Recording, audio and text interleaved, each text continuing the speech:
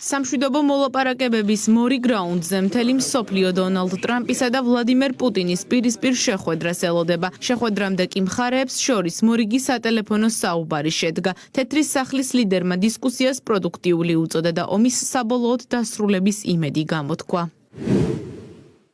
ჩვენ გვქონდა ძალიან კარგი და პროდუქტიული დისკუსია რუსეთის პრეზიდენტ ვლადიმერ პუტინთან გუშინ და არის ძალიან დიდი შანსი, რომ ეს საშინელი სისხლიანი ომი საბოლოოდ დასრულდეს, მაგრამ ამ მომენტში ათასობით უკრაინელი ჯარისკაცი მთლიანად გარშემორტყმულია რუსის სამხედროებით. ძალიან ცუდ და დაუცველ მდგომარეობაში არიან. მე მტკიცედ მოვითხოვე პრეზიდენტ პუტინისგან, რომ მათი სიცოცხლე გადაერჩინა, შეენარჩუნებინა. ეს იქნება საშინელი ხოცვა-ჟლეტა, რომელიც არავის უნახავს მეორე მსოფლიო ომის შემდეგ.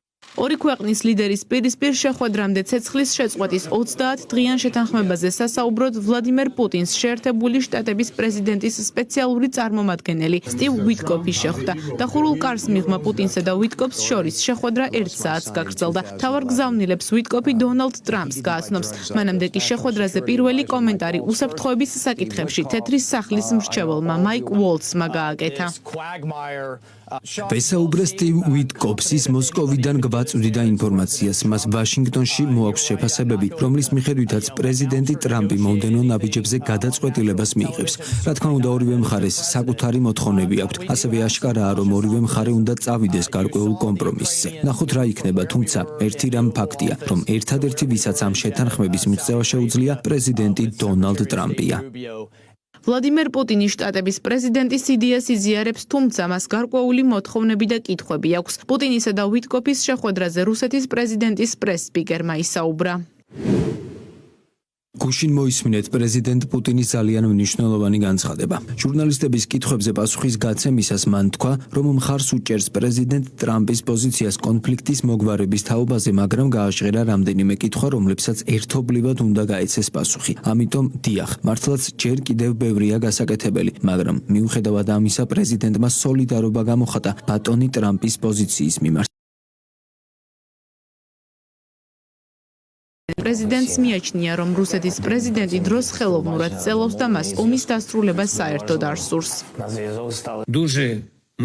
ახლა ჩვენ ყველამ მოვისმინეთ ძალიან პროგნოზირებადი, ძალიან манипуლაციური სიტყვები პუტინისგან. ის რეალურად ამზადებს უარს პუტინს. რა თქმა უნდა, ეშინია პირდაპირ უთხრას პრეზიდენტ ტრამპს, რომ მას სურს ამ ომის გაგრძელება, სურს უკრაინელების მოკლა.